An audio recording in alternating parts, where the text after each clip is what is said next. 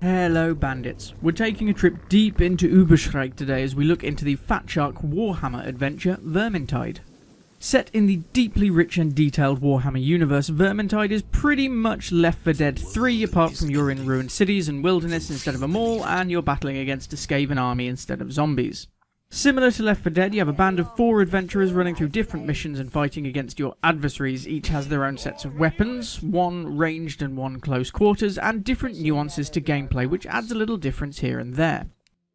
Every now and then you'll face an ambush and will have to fight off the Horde, and there are a number of special enemies which you'll face which are also very familiar. The Smoker from Left 4 Dead becomes a Packmaster, the Spitter becomes a Poison Wind Globadier, so on and so forth.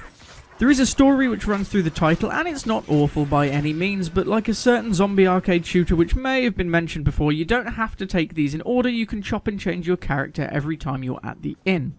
Disappointingly, the thing we loved about Left 4 Dead is missing here in Vermintide, and there's no split screen for couch co-op.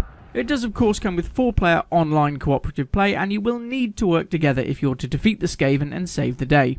Also in the range of disappointments, we found ourselves getting stuck on stairs in a couple of locations now, something which really should have been ironed out before launch. Vermintide is officially rated by Peggy at 16, and as ever your rundown is just here.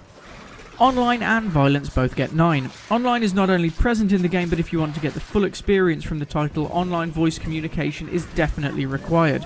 For violence with a Skaven army at close quarters, you'll be slicing, dicing, chopping off heads and tails, and generally making a mess of things, all from a first-person view.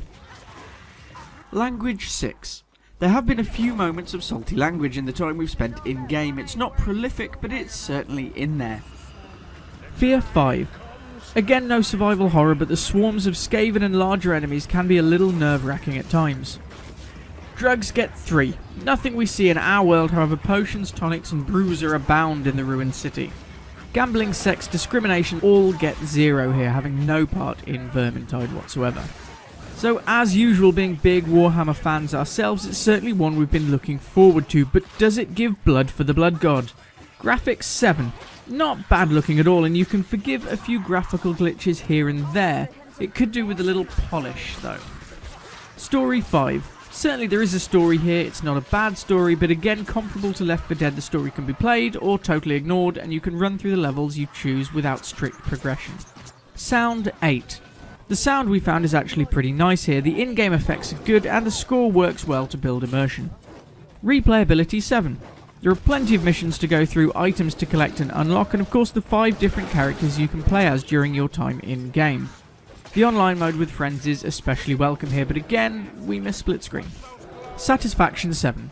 There is a lot to like in Vermintide. The Warhammer universe is woven through the sparse dialogue, the online modes with friends are good, and the action is fast-paced and easy to get your head round. It could do with a little more polish, and getting stuck on scenery for no reason lets it down a little, as well as the lack of couch co-op.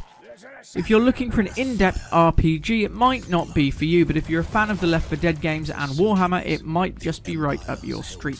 That's all from us today. Don't forget to check out the full extended review as ever at pixelbandits.org, and subscribe here and there to keep up with news, reviews and anything else we come up with. We've been Pixel Bandits, and you have as ever been awesome. Thanks for watching.